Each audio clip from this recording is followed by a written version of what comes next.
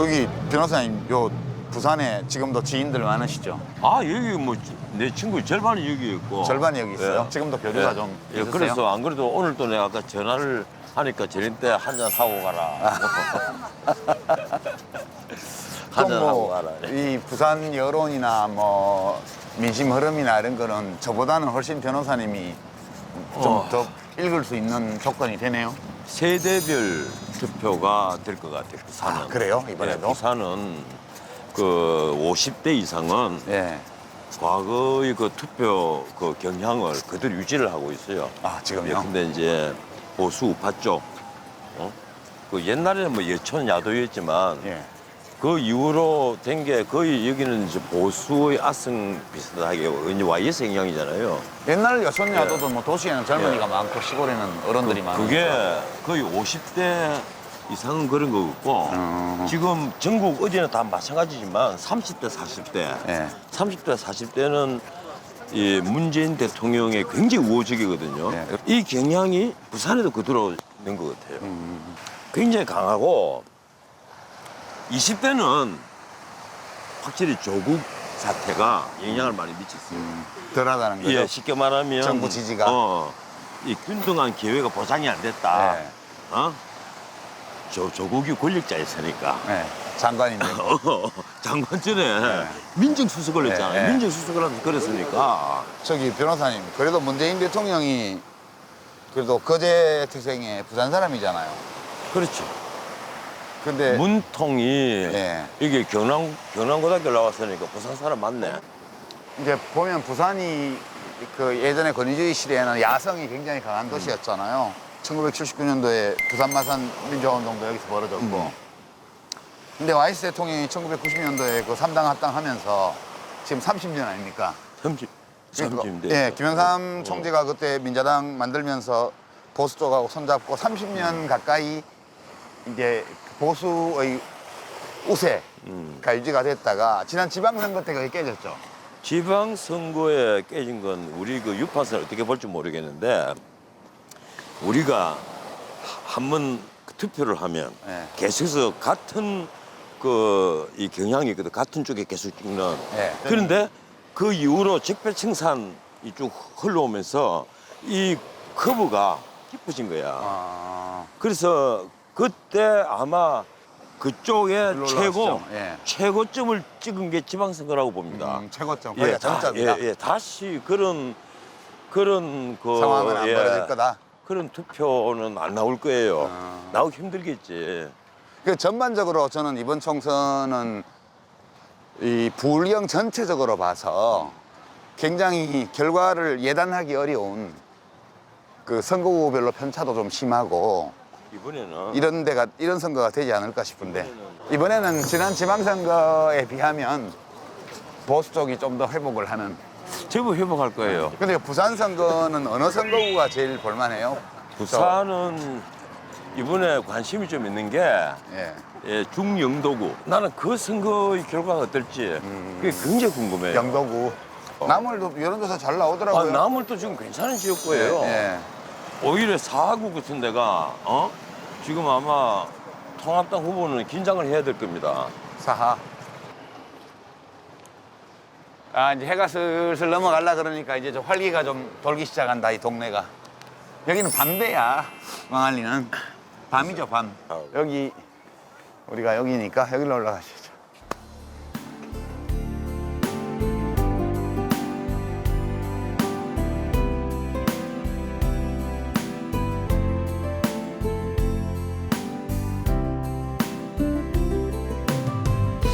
당신의 삶을 바꾸는 토크쇼 정치합시다. 총선을 앞두고 각 지역의 민심을 알아보는 민심포차 시간입니다. 저희가 지난달에는 이제 진보 진영의 안방 광주에서 인사를 드렸죠. 오늘은 수도권 다음으로 최대 격전지로 부상한 부산, 울산, 경남 지역의 민심을 살펴보기 위해서 저희가 부산을 찾았습니다. 자, 오늘 함께해 주실 분들 소개해드리겠습니다. 유심리 이사장님, 네. 안녕하세요. 그리고 박성민 대표님, 안녕하세요. 정한울 박사님. 안녕하세요. 네. 그리고 지난주 지식다방에 이어서 오늘 민심포차도 함께 하십니다. 보수논객 전원책 변호사님 나오셨습니다. 예, 안녕하세요. 네. 변호사님은 사실 지난 지식다방 때 정말 지식을 정말 뿜어내셨어요. 나 거의 습관입니다. 매일 나 잉글리시를 잘해서 그런 게 아니고 내가 뭐 자료도 챙길 겸 해서 매번 이제 가리 워싱턴 포스트, 뉴욕 타임스 그리고 뭐 그 월스트리트 저널, 시카고 트리뷴 이렇게 홈페이지들 쭉 한번 붙어보는 그 지식 편집 다 답안도 버리고 다 잘라버리고. 너무 잘. 근데 좀 아쉽게 이거 또 자를 거야. 시간 관계상 저희가 좀 많이 편집은 했지만 저희가 너무 놀랐어요. 야, 그냥 이분 지식이 대단하시네. 최원정을 위한 방송을 만들어 놨더구만. 그러지 맙시다. 아이고, 근데 민심 포차와 굉장히 또 잘 어울리시는 이미지가 있으세요, 그렇죠? 민심 포차. 저 변호사님이 특히 부산과 인연이 좀 깊으시다면서요? 여기는 고향이. 그러니까 여기서 중고등학교를 중학교, 고등학교 우리 때는 입학 시험이 있었거든요.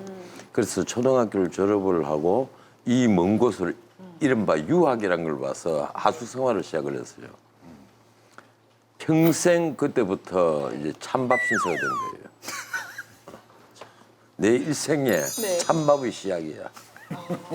자, 부산 하면 뭐 관광지로도 각광받는 곳인데 이 코로나19 사태가 이제 이렇게 덮치면서 사실 또 부산은 확진자가 급증한 편은 아니에요. 근데 이제 뭐 어느 곳이나 마찬가지로 긴장의 끈을 놓지 못하고 있는 곳이기도 합니다. 우리 이사장님은 이제 부산을 대표하는 음식 공수 미션을 받으셨는데 어떻게 이번에 잘 성공하셨어요? 가게 많이 좀 다녀보셨어요?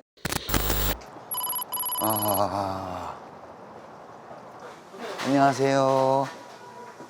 네, 안녕하세요. 안녕하세요. 어머요. 아, 네, 반갑습니다. 이렇게 할까요? 여성분, 예. 안녕하세요.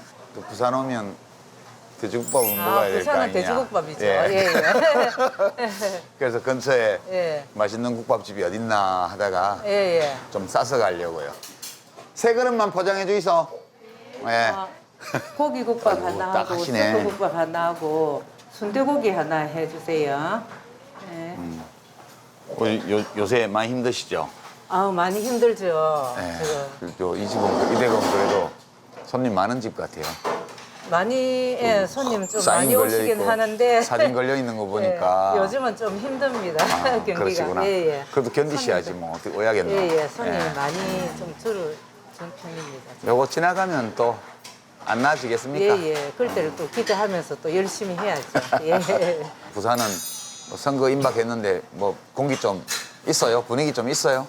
글쎄, 요즘은 뭐, 안 해요? 예. 안 하고 뭐 누가 되든 간에 똑같다고. 그래서 정치만 잘해주면 되고. 정치만 잘해주면 예, 우리는 되고. 또 장사 잘 해가지고 서민들은 먹고 사는데 지장이 없으면 되는 거고. 그렇게 다 생각하시니까. 예. 장사 잘 되게 해주면 그게 잘하는 정치죠. 예, 예, 맞아요. 근데 지금 요즘은 조금 경기 침체다 보니까 다 힘들어 하니까 지겠습니다. 우리 사장님은 뭐 요 부산은 뭐 아주 오랫동안 전 토백입니다. 예, 거의. 되게 오랫동안 보면 이제 지금 통합당 보수당 쪽이 많이 세잖아요. 예, 예. 개인적으로는 어떻게 보십니까? 아직 지금 한번 들어봐야 알죠. 어느 분이 정책을 할 수 있는지 잘 할 수 있는지 이 지역을 위해서 일해줄 수 있는가. 예. 그걸 한 들어보고 저는 뭐 찍으려고 생각하고 있습니다. 선거 공보물 오는 것도 좀 살펴보고. 네네네.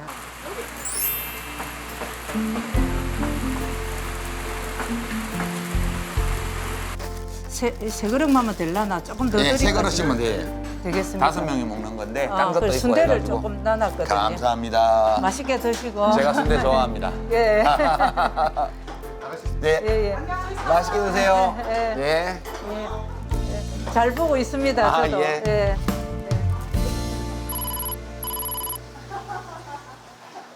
안녕하세요. 촬영 왔는데 부산 와서 뭐 먹지 하다가 안 하고 회는 먹어야 될까 이게 아니냐 이런 여론이 많아서 제가 대표로 사러 왔습니다. 네, 예, 예. 네. 안하고랑 지금은 네. 봄이라서 자연산 도다리가 나와요. 도다리. 예. 여기는 이제 밤 돼야 손님이 옵니까? 그래서 손님이 요즘 코로나. 그렇죠. 예, 예. 그러니까 코로나가 좀 심각해지면서부터 아예 모임 자체가 요즘 손님 없어갖고 뭐 와서 정치 얘기하다가 쌈질하는 사람도 없겠다. 너무 색깔이 분명하게 갈라져 있어서 그러면 싸움이 나게 되는 거예요. 그럴 수 있겠네. 팽팽하게 극단적으로 나눠져 있으면 서로 얘기해봤자 생각이 바뀔 것도 아닌데 감정만 상하니까 야 우리 회사에서 그 얘기 하지 말자. 야 친구들 밥 먹을 때는 그 얘기 하지 말자. 뭐 이런 분위기라는 거죠. 네, 맞아요. 그렇겠다. 투표는 다 하려고 합니다. 아 그래요? 왜냐면 지금 뭐가 옳은지는 아무도 몰라요. 뭐가 옳은지는 모르는데 개개인이 생각하는 옳다고 생각하는 걸 위해서 지금은 모두가 투표에 참여하려고 합니다. 아 예. 보통 다들 그런 분위기예요? 지금 다 좀 많이. 그렇구나. 관심 어떤 분들도 지금 실은 어. 이번에 투표는 꼭 해야 되겠다. 뭐가 옳은지 모르지만 일단은 겉으로 막 드러나게 선거 얘기는 안 하지만 마음속으로는 사실은 관심도 많고 투표도 해야 되겠다는 그런 왜냐면 너무 힘드니까. 뭐라도 해야 된다. 네, 힘드니까 뭔가가 도움을 주든지 아니면 바꾸든지. 아하. 아니라, 그렇죠. 예, 어느 쪽이든. 그러니까, 어느 쪽이든. 그러니까 바꿔서라도 뭔가가 변화를 주든지. 어느 쪽인가 선택해야 된다. 그렇구나. 그래 감사합니다. 자 우리 아드님은 이거 한번 합시다. 자 파이팅 하시고요. 예, 음식은 저희 따로 챙겨올게요. 고맙습니다. 네, 안녕하세요. 이렇게 할까요? 예. 많이는 안 다녔고요. 이제 부산 하면 먹을 게 꽤 여러 가지 많은데 이제 저희 세대는 아무래도 지금 저도 이제 6학년 됐거든요. 이제 어렸을 때 그때 일본 말이죠. 안 하고 네. 회 중에 제일 저렴한 회. 붕장어 회죠. 예, 그게 붕장어죠. 우리말로 하면 붕장어인데 이제 남해 쪽에 많이 나잖아요. 부산이 꼼장어도 있지만 붕장어가 또 왔다거든요. 그래서 근데 지금 봄이라 봄은 또 도다리죠. 봄도다리. 자, 그럼 여기서 붕장어 회를 저희가 맛보도록 하겠습니다. 붕장어 회 들어와 주세요.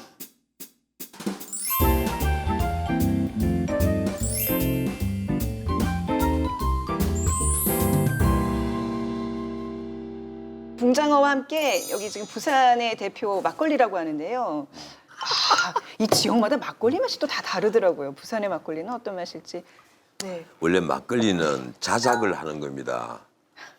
그 막걸리를 따르면 잘못하면 주모가 되어요. 네, 제가 컨셉이 여기 주모입니다. 네.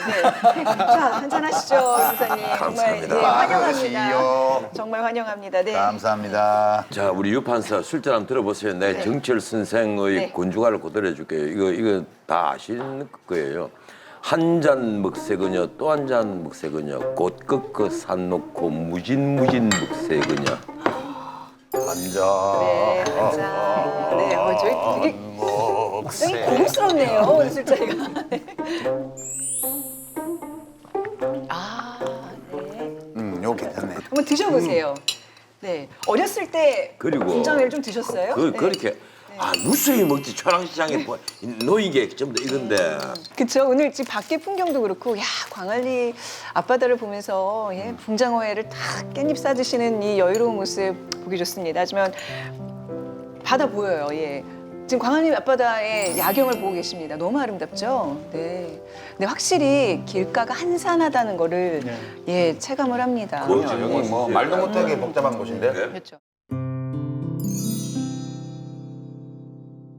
코로나19 사태가 그야말로 이제 모든 선거 이슈를 집어삼키고 있는 이런 상황에서 대통령의 그 지지율을 움직이는 굉장히 그 중요한 키가 되고 있습니다. 그래서 아마 제일 궁금해하시는 게 자, 대통령 국정운영 평가 여론조사 결과 어떻게 나왔는지 먼저 살펴보겠습니다.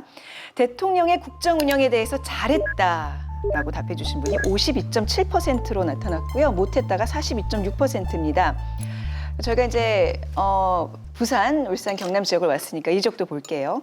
대통령 국정운영에 대해서 긍정평가가 45.1%, 또 부정평가가 52.4%로 부정평가가 긍정평가를 7.3%포인트 앞섰습니다. 이 전국 결과와는 반대로 나타났네요. 네.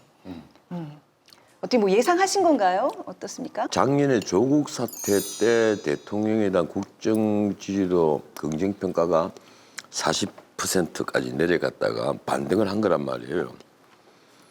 근데 지금 경제 상황은 더 악화가 됐고, 뭐 이른바 폭망이라 그러잖아요. 특히 자영업자들이 굉장히 어려워져 있고, 불경 경제에 관한 어떤 그 염려, 걱정을 적어놓은 경제신문 기사들을 굉장히 많이 했습니다. 이 주황지 경제신문 기사에서 울산 자영업자들 렵보 기사가 나왔는데 가게들이 문을 쫙 닫고 폐업을 하고 그리고 점포를 다 내놓고 특히 부산과 울산의 자영업자들을 그 주목한 기사들이 굉장히 많았단 말이에요. 지금 이 상황에서 네. 이건 나는 이게 지역 감정을 떠나가지고 부울경에 대통령에 대한 그 국정 지지 긍정 평가가 전국 평균치를 뭐 비슷하거나 많이 한다 상회한다는 가능성은 거의 없고 상당한 격차로 네. 전국 평균보다는 낮을 것이다. 반대 아니나 다를 건 낮아요. 네. 지난 한 6개월 동안 거의 뭐 박스권, 소위 박스권처럼 이렇게 주식시장에 약간씩의 등락이 있지만 대체로 변함없이 가다가 지난 한 달 동안 좀 의미가 있는 변화라고 말할 수 있을 정도의 폭으로 살짝 잘하고 있다가 늘어나고 잘 못하고 있다가 줄어들어서 그 격차가 여론조사의 통계상 오차 범위를 벗어나는 수준까지 가는 그게 요 며칠간의 단기적인 현상인 것 같아요. 이게 트렌드인지 아닌지는 모르겠는데 그리고 이제 이 대통령의 국정수행에 대해서 평가를 할 때 여러 요소가 이제 작용을 하는데 어떤 것은 매우 장기적인 성격의 요소도 있고 어떤 것들은 좀 그보다는 좀 짧은 기간이지만 또 중기적인 것도 있고 이제 단기적인 것도 있는데 코로나19 사태는 매우 단기적인 거죠. 그래서 이 코로나19 사태를 잘 대처하고 있다는 비율이 상당히 또 이제 조사에서 높게 나오는 것이 요 단기적인 대통령 국정수행 지지율 상승 그리고 못한다는 그 비판론의 하락을 네. 유발한 것이 아닌가. 저는 그렇게 짐작해요. 전문가들은 어떻게 보시는지. 근데 코로나 이슈가 처음 터졌을 때 우리가 지난달 할 때만 해도 확진자 수가 막 이제 급증하기 시작하고 사망자도 나오고 그래서 이게 이제 대통령한테 별로 안 좋을 거다 이제 그렇게 예상했는데 그때도 저도 이제 그 이런 이슈는 재난 이슈는 그 다루는 지도자의 태도가 더 중요하다. 맞아요. 근데 결과적으로 보면 지난 한 달 동안 이 이슈는 문재인 정권의 실정을 사실 총선을 바로 앞두고 야당이 공격에 노출될 실정들이 꽤 있었을 텐데 네. 그걸 지금 다 덮어버렸어요. 그러니까 이제 공격을 못 하고 있고 또 하나는 이 코로나 대응에 대해서 뭐 왜 중국인 입국을 봉쇄하지 않았느냐, 뭐 마스크가 좀 대란이다, 뭐 이런 것들이 있지만 결국 박근혜 정부의 메르스하고 비교하는 게 아니라 네. 코로나에 대한 다른 정부의 대응과 비교하기 때문에 처음에는 우리가 이제 뭐 중국 다음으로 확진자 수도 많고 그랬는데 점점 좀 유럽이나 미국이나 이런 데가 더 확진자 수와 사망자가 늘어나니까 한국이 비교적 잘 대응했다. 그리고 또 외신 보도들이 또, 네. 또 극찬하는 게 있으니까 그런 점이 대통령의 그 지지율을 네. 좀 끌어올리고 있는 건 분명하죠. 좀 더 구체적으로 이제 코로나19에 대해서 정부 대응 어떻게 평가하시냐고 이제 단도직입적으로 물어봤을 때 전국 조사 결과는 잘하고 있다는 응답이 67.5%, 못하고 있다가 30.4%고요. 부산, 울산, 경남 지역에 같은 경우는 잘했다 61.8%, 못했다 37.1%. 그 잘하고 있다는 긍정 평가가 굉장히 우세해요. 네. 저번 2월 조사에서 좋은 평가가 많았는데 네. 사실 그때 나빠지는 어떤 그 전환기에서 이제 그 이후에 사실은 좀 나빠졌던 시기도 있었는데 어쨌든 말씀하신 것처럼 확진자 수가 지금 감소하는 추세가 이제 지표상으로 이제 드러나고 있고 또 하나 이제 이게 한국만의 현상이 아니라 이게 세계적으로도 굉장히 좀 뭔가 좀 위험한 일이다라는 이런 어떤 위기감 이런 게 공유가 되면서 그러니까 소위 이제 그 안보 시기에 안보 위협이 있을 때 위기 상황에 대통령이나 정부 여당을 중심으로 이제 뭔가 좀 힘을 밀어줘야 된다. 그러니까 소위 뭐 안보 결집 효과라고 그러죠. 이제 그런 효과들이 좀 집중적으로 좀 나타나고 있는 것 같고 그러면서 어떤 성과에서의 지표에서의 어떤 개선과 뭔가 위기 시기에 좀 뭔가 도와주자라는 어떤 그 결집 효과가 네. 나타나면서 저렇게 좀 지지율 격차가 네. 긍정 평가가 좀 많이 늘어났던 거 아닌가 생각이 들어요. 대통령 국정 운영 평가에 대한 그 긍정 평가가 부정 평가를 굉장히 앞서고 있는. 그러니까 지난달에 비해서 이번 달 3월 보면요, 10.1%로 격차가 더 벌어졌어요. 어떤 요인들이 있다고 보시는지. 이게 네. 이게 우리의 그 선진 의료 기술과 높은 시민 의식, 뭐 언론에서 그렇게 표현을 합니다. 그게 참 대단하다는 생각을 하는데 어떻든 사람이 공포에서 벗어나서 이제 그 확진자 수가 일일 확진자 수가 800명까지 치솟았다가 100명 이하로 계속 떨어져 있으면서 사람들이 안도를 하는 거예요. 안도를 하면서 아까 말씀하신 대로 이게 리더가 그래도 이걸 잘 대처해 왔다 이런 안도감이 있는데 이게 나는 선거 전국에까지 가느냐 지금 선거 20일 남았거든요. 오늘 녹화일로부터 20일이 남았는데 가령 이 서울이든 어디든 간에 집단 감염이 또 한두 차례 어딘가 터지고 해서 사회적으로 지금 사회 사람들이 안 다니잖아요. 밤 9시 되면 길거리 차들이 없단 말이에요. 사회 공포 분위기가 또 번지면 역시 이런 점은 나는 선거에서 여당에게 그렇게 플러스로 작용하지 않을 것이다. 그런 생각을 합니다. 그러니까 그거는 이제 그 대통령 지지율이 상승하는 거는 뭐 우리 조사만 그런 게 아니고 지금 그 모든 조사가 그렇잖아요. 그거는 이 코로나와 관련돼서 대통령만 보이는 게 아니라 질본도 있었고 지방자치단체장들도 있는데 일부 지방자치단체장 중에는 아주 공격적으로 봉쇄를 하고 한 지방자치단체는 대표적으로 경기도 같은 데죠. 이런 거는 대선 차기 대선 주자 지지율도 뭐 두 자리 숫자까지 올라올 정도로 왔기 때문에 이번 그 비슷한 현상이라고 봅니다. 그리고 이게 총선에 그러면 뭐 바로 연결될 거냐? 그거는 저도 전원책 변호사님 말씀대로 그것과 별개로 이 위기를 일단 잘 대응하고 있다. 그거는 평가를 해주는 거예요. 왜냐하면 대통령 지지율이 뭐 국정 초기 때는 정권 초기 때는 80%를 가기도 하고 70%를 가기도 하잖아요. 그때는 정책 반대 지역도 그 자체는 잘했다고 인정하는 거기 때문에 이게 바로 선거로 연결되는 건 아니기 때문에. 저는 약간 이제 우선 부산, 경남, 울산 지역에서는 두 지표가 다 전국 평균보다 낮죠. 그것은 이 지역이 전국 평균보다 보수세가 강한 곳이어서 너무 당연한 자연스러운 일이라고 저는 보고요. 모든 지표가 다 대구, 경북을 제외하면 부산, 경남, 울산 지역이 전국 평균보다 이 정부에 대한 지지라든가 이런 것이 떨어지는 지역이에요, 상대적으로. 지난 지방선거 때 잠깐 여기가 압도적인 우세를 민주당이 기록을 하긴 했지만 여전히 이제 그런 것은 상수이기 때문에 저 정도 격차는 매우 자연스러운 걸로 저는 보고요. 그다음에 오르긴 올랐는데 뭐 외국 정부나 외신에서 막 칭찬하는 거에 비하면 그렇게 많이 오르지는 않았어요. 그 이유가 뭘까 생각을 해보면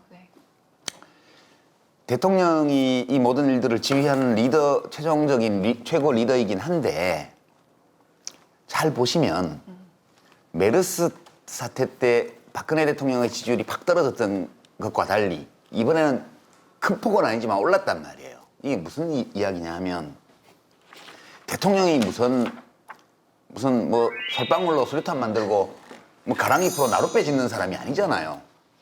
그러니까 대통령은 우리 대한민국이라는 이 공동체가 가지고 있는 자원, 우리가 가지고 있는 총체적인 능력의 한계 안에서 일을 할 수 있을 뿐이죠.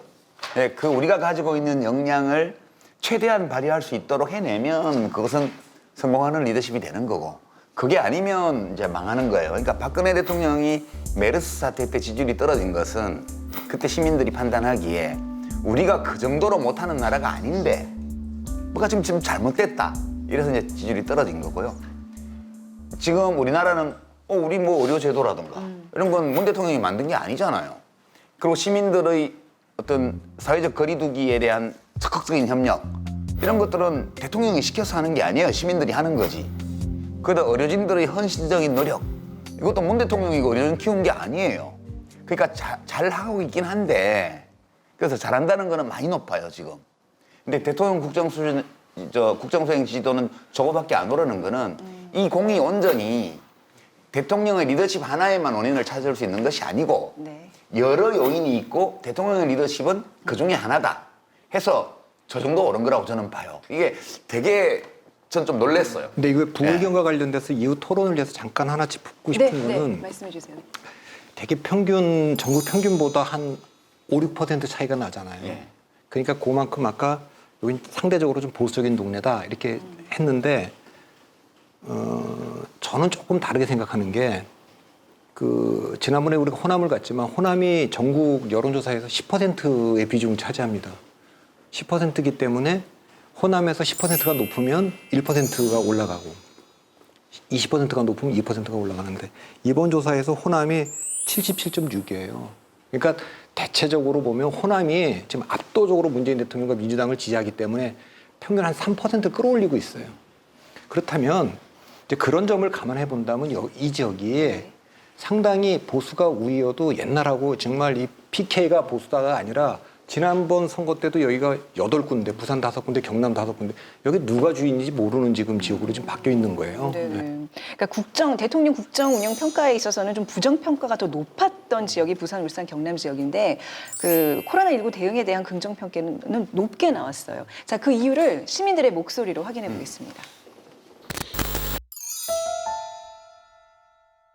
큰 어려움이 있었어도 잘 대처하고 이번 코로나 문제도 그 나름대로 정부에서 초기서부터 잘 대처를 했고 지금까지도 전 세계를 봐서 잘하고 있다고 봅니다. 처음엔 솔직히 좀 별로였는데 후반 지금 생각하면 잘 하시는 것 같아서 일단 그 처음에는 해외 이제 중국이나 출입국 제한하자 말이 국민들이 많았는데 저도 그렇게 생각했는데 지금 후반부 생각하면 외교적 문제나 이런 거 생각하면 뭐 국가 손실도 최소화시킨 것 같고 그래서 괜찮다고 생각하고 있어요. 마스크도 하나 못 사고 그거 못하는 사람들이 뭐 돈을 100만 원 준다 뭐 어떻다 뭐 미친 짓 아닙니까? 돈 100만 원 주라고 생각하지 말고 마스크나 제대로 좀 공급해 주셨으면 좋겠습니다. 술 안 쓰고 자연스럽게 마스크 살 수 있을 정도고 그거부터 해결해야죠. 잘한 것보다는 저는 저희 국민 시민들이 오히려 더 좀 차분하게 대처하고 해서 시민들이 이번에 그 보여준 그 시민 의식들이 저는 더 안정적으로 불안정하지 않게 한 데 좀 큰 힘이 되지 않았나 싶어요. 우리나라만큼 잘 한다는 데 없는 것 같다 생각이 들어요. 발생했을 때 문자로 날라오고 발생했을 때 동선도 보여주고 좀 적나라하긴 하더라도 그냥 알고 있으면 예방이 되니까 정부가 해주는 건 되게 잘하고 있다 생각이 들어요. 정부의 코로나 대응도 잘했지만 뭐 아까 어떤 분 말씀하셨다시피 시민들의 대처가 훌륭했다라는 그런 평가도 있었습니다. 아니 우리 시민들의 인터뷰 어떠셨어요? 어떻든 아까 방금 말씀하신 게 그 표준적인 얘기냐 하면 난 그렇지는 않다고 봐요. 네네. 아마 길거리에 나가서 그냥 우리가 그 얼굴을 다 차단하고 목소리를 다 따면 정권의 비판적인 목소리가 굉장히 많이 있을 겁니다. 그만큼 이 중간 평가는 일단은 경제거든요. 첫 번째 이슈는 경제입니다. 누가 뭐라 해도 경제예요. 경제 상황이 너무 안 좋아요. 그러니까 그거는 뭐 정부나 지자체도 잘했고 네. 상대적으로 다른 나라에 비해서 우리나라 의료 시스템이나 의료진들이 잘 대응을 하고 있고 네. 그다음에 시민들도 상당히 뭐 시민의식을 높은 시민의식을 발휘하고 있다. 이것은 이제 그러니까 서로 전부 다 자부심들을 갖고 있는 것 같아요. 네. 저 평가는 그러니까 대통령에 대한 평가이기도 하지만 네. 대한민국에 대한 평가이기도 하고 자기 스스로에 대한 평가이기도 한 거예요. 네. 전 그게 그래서 이게 뭐 선거에 직접 영향을 미친다고 보지는 않고 지금까지 이 사안에 대해서는 우리 모두가 뭐 여러 가지 또 지적하자면 있지만 네. 전반적으로 잘했다. 네, 그렇게 평가를 하는 것 같습니다. 근데 이제 아마 좀 국면이 좀 달라질 것 같은 생각은 들어요. 지금까지는 이제 그 방역을 얼마나 잘했느냐, 네. 확진자를 얼마나 이제 그 잘 막느냐 이걸 가지고 이제 그 정부에 대한 평가를 했다면 이게 이제 경제에 미칠 영향, 네네. 그러니까 이 영향에 대해서 이제 또 정부가 어떻게 대응하느냐, 그쵸. 이게 아마 남은 그 총선 기간 동안 네. 국민들이 이 코로나와 연관된 이슈로서 네. 좀 경제 이슈와 코로나 이슈가 좀 결합되는 형태로 네.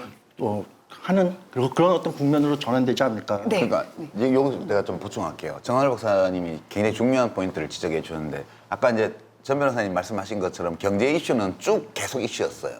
근데 지금은 어떤 양상이냐 하면 이 코로나19 사태로 인해서 국내 경기가 완전히 이제 위기 상황으로 지금 갔고요. 네. 이거는 뭐 완전히 묶이기 때문에 사람의 이동이 묶이고 생산 활동이 묶이기 때문에 위기 상황으로 왔어요, 지금. 우리는 또 개방 경제고 대외 의존도가 굉장히 높은 국민 경제인데 주요 거래 상대국들이 다 우리보다 더 심각한 상황에 처했습니다. 그리고 국제 나라 사이의 물류 이동이나 사람 이동이 다 막혔어요, 지금. 그러니까 우리는 다른 나라보다 더 큰 충격을 받을지 몰라요. 이렇게 되니까 지금 경제 이슈와 관련해서 다른 세부 정책들은 다 밑으로 가라앉고 코로나19 사태로 인한 이 경제적인 위기가 어느 수준까지 심각하며 네. 이것을 이겨내기 위해서 지금 뭘 해야 될 건가? 이게 공약 경쟁이 아니고요. 네. 현안에 대한 정책 경쟁으로 바로 와버렸어요, 지금. 그래서 아마 이런 것들이 정당 지지율에 이 남은 한 20일 정도의 선거 기간 동안에 공약집에 나오는 공약이 아니고 네. 지금 닥쳐 있는 이 경제 위기를 완화하거나 최소한 할 수 있는 네. 이런 거에 대해서 각 정파가 어떤 정책을 내놓느냐가 영향을 미치게 될 거다. 저는 그렇게 봐요. 자, 또 한 가지 아마 많은 분들이 좀 관심을 갖고 있는 부분이 바로 정당 지지도의 추이일 것 같습니다. 한번 볼까요? 자, 더불어민주당 42.3%, 미래통합당 23.5%, 정의당 4.6%, 국민의당 2.6%, 열린민주당 1.0%, 민생당 0.4%로 나타났습니다. 지난달에 비해서 더불어민주당은 1.1%포인트 올랐고요. 미래통합당은 4.5%포인트가 빠졌어요. 이게요. 네. 다른 여론조사에는 예, 더불어민주당이 약간 빠지고 오히려 그 네. 미래통합당 1.5% 정도 오른 여론조사들이 있고 네. 대부분 그래요. 최근의 추세는 미래통합당과 더불어민주당이 다시 약간 벌어지는 추세예요. 그렇다면 지금 저희가 한 달 전에 이 프로그램을 했을 때하고 차이가 있는 건 두 가지인데 코로나 사태가 있었고요. 그건 대통령 지지율과 관련 좀 전에 얘기를 한 거고 두 번째가 공천이 마무리되고 있는 거예요. 공천과 관련돼서 미래통합당이 잘못했다고 보고 있는 거죠, 공천을. 왜 그러냐 하면 요 정당 지지율만 보면 안 되고 이 그 공천이 시작될 때 그리고 공천 초입에 유력 후보들 가상 대결이 있을 때는 이를테면 서울 같으면은 뭐 광진을 고민정 오세훈 또 뭐 동작을 이수진 나경원 여기가 비등비등했거든요. 그런데 이게 최근에 오면 좀 벌어진 걸로 나와요. 그러니까 이거는 어느 특정 후보가 특정 지역에서 어떤 현안이 있어서 떨어진 것이 아니라 뭔가 저 정당에 대해서 판단이 내려져 갖고 일체히 빠졌다고 좀 보는데 네. 저는 그게 공천과 관련된 거라고 봐요. 네네. 공천이라는 거는 그 미래통합당 공관위가 처음에 김영호 위원장이 뭘 이슈화 삼았냐면은 느닷없이 홍준표와 김태호를 험지 출마시킬 건 이렇게 시작했어요. 그러니까 제가 미래통합당 공천이 좀 잘못됐다고 얘기하는 게 전략도 없고 원칙도 없고 컨셉도 없다. 전략도 없다라는 건 대선 주자들을 다 살려갈 거냐. 야당이니까 정권 찾아가기 위해서. 그러니까 한교안도 그럼 종로가 아니라 용산이나 이런 데 빨리 집어넣든지. 그렇게 해서 대선 전에 가급적 살려서 경쟁. 화살통에 화살이 많으면 명중할 가능성이 높으니까 살리자 이렇게 했어야 되는데 이게 다 뭐 이상하게 돼서 그 탈당을 하고 무소속 출마가 됐죠. 그러면 결론적으로 지금은 한교안 대표가 공천을 마무리한 시점에서 이 총선이 승리하게 되면 한교안 대표의 승리입니다. 네. 그러니까 그거에 동의하지 못하는 중도 보수가 저는 잠깐 유보적 태도로 지금 돌아섰다고 좀 보고 있거든요. 그것이 다른 지역에도 지금 영향을 미치고 있다 이렇게 봅니다. 정당 지지율에는. 미래통합당의 공천 그 과정 평가에 대해서 이런 결과가 나왔습니다. 못하고 있다. 56.7%, 잘하고 있다. 25.3%입니다. 더불어민주당 공천 평가를 보면요. 잘하고 있다가 41.4%, 못하고 있다가 41.7%. 진짜 비슷비슷하네요. 민주당 공천은 소용력이 없다. 친문유일 정당으로 가고 있다. 근데 제일 처음에 이종걸 의원이 그 경선에서 탈락을 했을 때 그것도 이 경기도에서 그 있었던 분에게 사실 우리 대중에게는 무명에게 탈락을 했단 말이에요. 그래서 이건 경기도 부지사 한 분이죠. 예, 네. 경기도의 평화부지사를 한 사람입니다. 그래서 내가 이건 아니다. 그리고 유승희 의원 같이 서울 지역의 다선 여성 의원이에요. 그분도 경선에서 탈락을 시켜버렸어요. 이게 친문이 이렇게 득세를 하는 건 뭐 그걸 우리 외부에서 옳다 그러다 이 평가보다는 친문유일 정당으로 가서 어떻게 하겠다는 거냐. 그래서 민주당은 포용력이 부족하고 그 통합당은 뭐냐. 상상력이 부족하다 그랬어요. 예, 우선은 그 전략공천을 안방 같은 지역, 우세 지역의 전략공천에서 안 된단 말이에요. 거기는 경선을 해야 되고 자기가 열세 지역 그리고 상대 유력 인사가 있는 지역에 전략공천을 해야 되는데 그걸 거꾸로 해버린 거예요. 예, 제일 처음에 시작을 하자마자 그 동작을, 광진을, 그리고 동대문 갑 이렇게 해서 전략공천을 발표를 제일 먼저 했습니다. 그러면서 한강벨트라고 얘기를 했어요. 그리고 막상 그 한강벨트에 넣어야 될 사람들은 사람이 없는 거예요. 인물이 없단 말이에요. 이래서 나온 것이 그 홍준표, 김태호 두 사람은 한강벨트로 와라. 엄지에 나와 달라. 이렇게 해서 이제 논란이 벌어졌던 겁니다.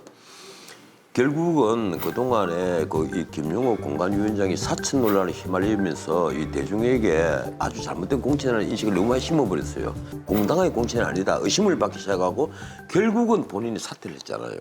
본인이 사퇴를 한다는 것은 공당에서 공천관리위원장으로 했다가 사퇴를 하는 것은 그 공천관리위원회가 말 그대로 공천관리를 한 것이 아니고 공천을 심사를 해버린 거예요. 나 그게 문제가 있다고 봐요. 수도권에 박빙을 다투는 지역구가 거의 적게는 한 30개, 많게는 한 50개가 되면 50개가 돼요.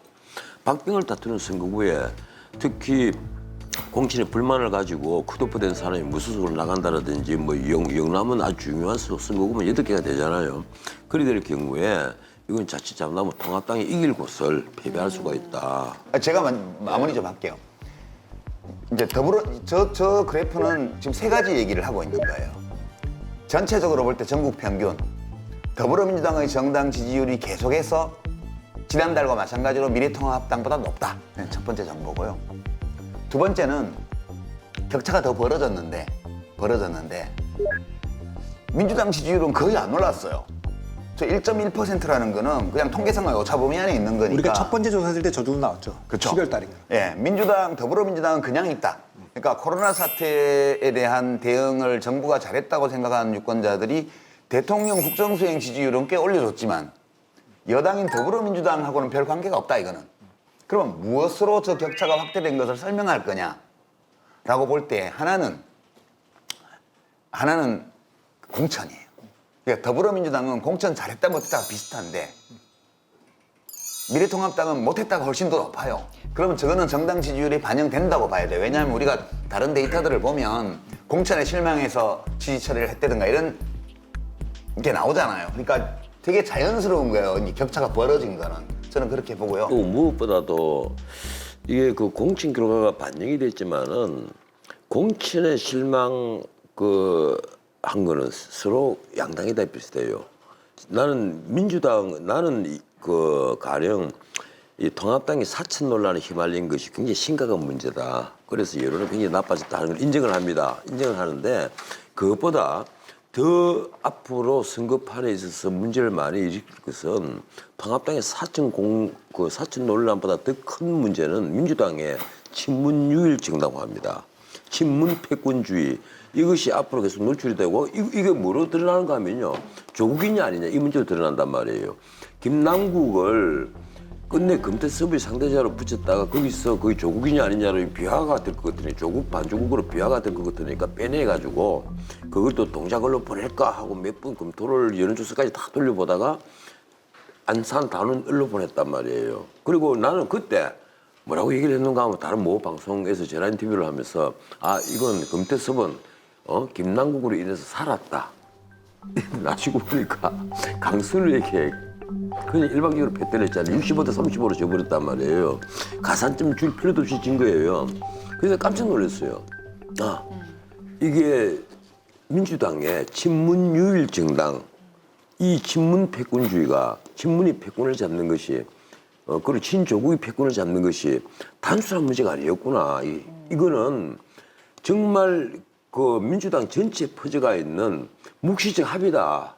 지금 그렇게 보였어요. 이건요. 선거판에서 굉장히 위험합니다. 근데 그거는 제가 이제 받아들이기에는 의용지식인으로서 답변 한번 해보세요. 이제 의용지식이 아니라 객관적으로 제가 말씀을 드리는데요.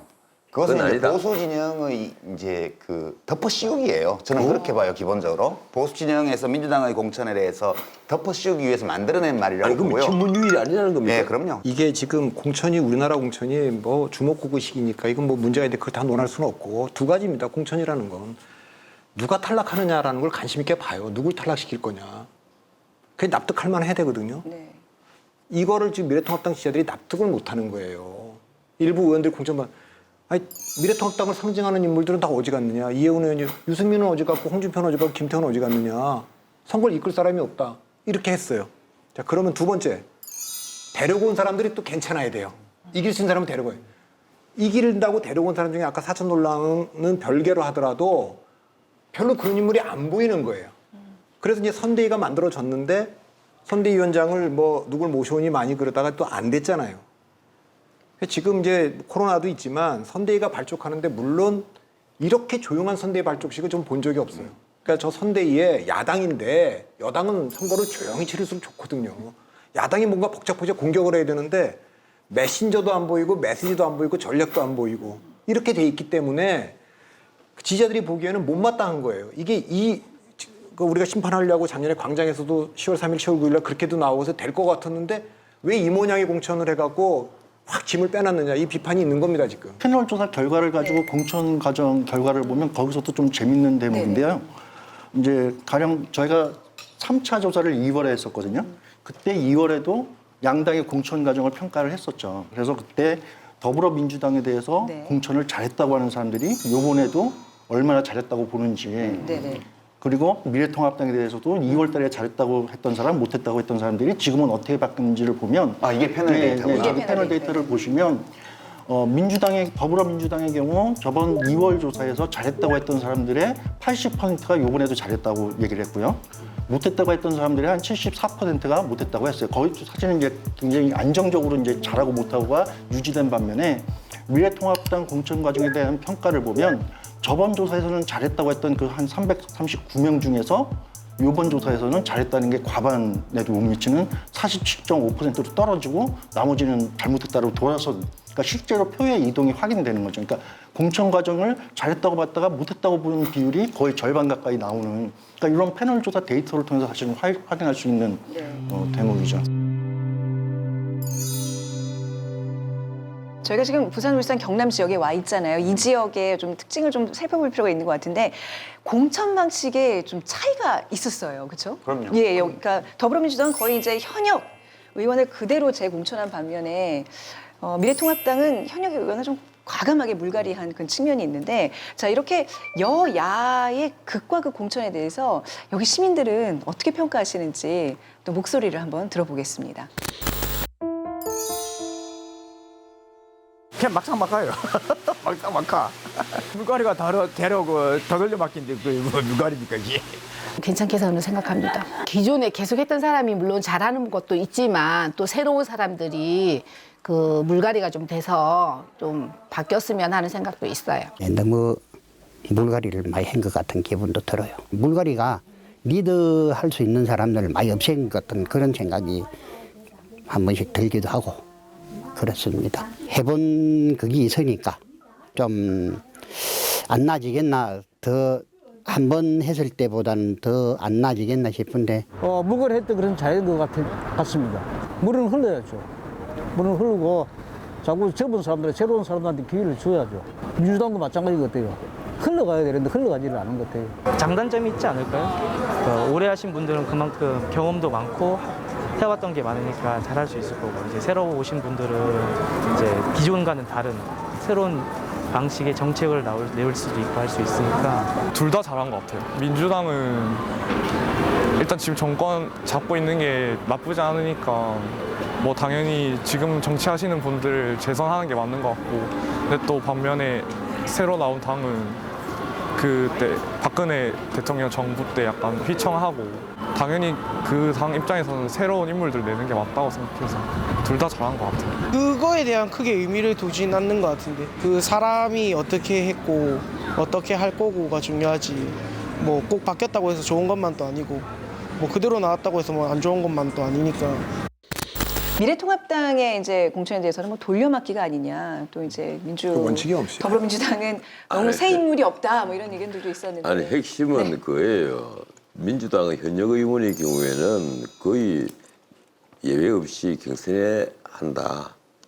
이러니까 새 인물이 현역 의원 있는 경우 특히 뭐 이 영남에 가령 부산에 5개, 경남에 3개, 뭐 대구에 2개입니까? 이런 경우에는 이게 현역 의원을 대신할 사람이 없는 거예요. 이런 물갈이가 안 되는 거예요, 이거는. 그리고 다른 지역에도 현역 의원과 경선하는 경우에는 현역 의원이 조금 우세할 수밖에 없죠. 지명도라든가 이런 게 훨씬 더 높으니까. 그런데 통합당은 사실 여기에 영남 지역과 서울의 강남 3구, 이게 안방 지역이란 말이에요. 이런 곳에 경선을 해줘야 되는데 여기를 전부 다 전략 지역처럼 전략공천을 마구마구 한 거예요. 부산 경남을 다 그렇게 했죠. 예, 부산 경남을 전부 다 전략공천을 하고 TK도 와장창 컷오프를 하고 다 나가라, 뭐 물갈이를 해야 된다. 여기가 무슨 의장도 아닌데 무슨 물갈이를 한다면서 다 나가라 이래가지고 이건 인위적 조정을 해버렸단 말이에요. 그러면 정말 이 경쟁력이 있다. 이게 그리고 우리 대의민주주의 정치를 위해서 꼭 필요한 사람이다. 네. 그리고 우리 보수계를 정말 대표할 만한 사람이다. 그리고 국민의 대표로서 충분히 능력이 갖춰져 있다. 이런 판단을 누가 했느냐. 공관위원장과 몇몇 나라는 공관위원들이 했단 말이에요. 여기다 지금 신뢰가 떨어져 버린 거예요. 여기에 대해서 어떤 대중적 합의가 있고 뭐 선거인단이 한 100명 당에 있어갖고 그 사람들이 찾아내는 후보를 하면 또 모르겠는데 몇몇 우리도 알지도 못하는 몇몇 이 공관위원들이 앉아서 정말 심사를 하고 거기에 결국 사천 논란이 벌어지도록 아주 엉뚱한 사람을 집어넣은 거예요. 지금은 오늘 테마는 이게 불경이니까 불경만 하더라도 한심하단 말이에요. 내가 모르는 사람들 더 많아요. 내가 명색이 정치평론을 30년을 해오는데 내가 모르는 보수 인사들이 이렇게 많았나? 없단 말이에요. 전부 다. 내가 아는 사람이 없어. 후보자들 명단을 쭉 보면. 아까 제가 전략도 없고 컨셉도 없고 원칙도 없다 그랬는데 특정 지역에서 다선을 하면서 신망도 있는데 경쟁력도 있는 사람들한테 아까 제가 처음에도 이제 홍준표, 금태호도 그렇게 시작을 했단 말이에요. 경쟁력 있는 사람이니까 험지를 가야 된다는 거예요. 무조건. 그리고 그 뒤에 그렇게 시작을 해놓으니까 그게 나름대로 원칙이 돼서 다 적용하는 거예요. 그러면은 뭐 예를 들면 여주 양평의 정병국도 딴 데로 가든가 아니면 컷오프다. 네. 다 이렇게 되는 거죠. 서초의 이혜훈도 딴 데로 가든가 컷오프다. 그리고 또 뭐 그런 사람 중에 컷오프가 된 데는 또 어디 가서 경선시켜주고 딴 데로 이동시키고 뭐 이렇게 했잖아요. 근데 사실은 이 정치라는 게 선거에서 이기는 거는 당심이지만 그 민심이나 지역민들의 그 여론도 중요한 거예요. 그 떠나가면 가기 싫다 그런 데를 가라 그러면 지금 뭐 인천에서도 그런 데가 나온 거 아니에요? 딴 데로 가라. 안 가서 컷오프인데 그럼 그 동네 원래 있는 지역 사람들은 당연히 어떻게 본다는 거예요? 그 지역 주민들을. 우리의 대표성을 뺏어가는 거잖아요. 그리고 아무나 집어넣고. 그럼 또 보내는 지역의 주민들은 또 뭡니까? 여긴 컷오프 된 사람은 저희 가서 봐더라 그러고. 그러니까 이런 거는 제가 보기에 정말 다 떠나서 선거에 대한 기본적인 그 이해가 없는 사람들이 그냥 한 거예요, 거기 앉아서. 그러니까 이건 이기는 공천이 아니라 지는 공천을 했고, 그러니까 이제 막천이란 말도 나오고 그런 비판을 피할 수가 없게 됐습니다. 아니 제일 처음에 험지 출마를 제일 먼저 말을 한 사람이 접니다. 내가 변호사님이 잘못하신 내가 거예요. 조광윤으로 들어가면서 기자들을 다 변대서 마이크를 잡고 얘기를 했다고. 지금 우리 그때 자유한국당에 있잖아요. 우리 자유한국당이 바뀌어야만 한다. 만약에 여기서 큰 꿈을 갖고 있고 대권을 기대하는 사람이 있다면 과감하게 지금까지 전부 다 피하고 있는 지역. 그러면서 내가 그때 뭐라고 얘기했는가 하면 가령 오세훈은 광진 내려가고 김문수는 구로을에 가고 이제 경제에 나갈 생각을 해야만 한다. 그렇게 해서 당을 살리는 자기 희생을 보여줘야만 한다. 내가 이거까지만 얘기를 했어요. 예, 근데 홍준표가 자기 고향에서 출마하겠다면 그것까지 막아서는 안 되는데 원래 홍준표 지역구는 사실 서울 동대문이잖아요. 동대문을이란 말이에요.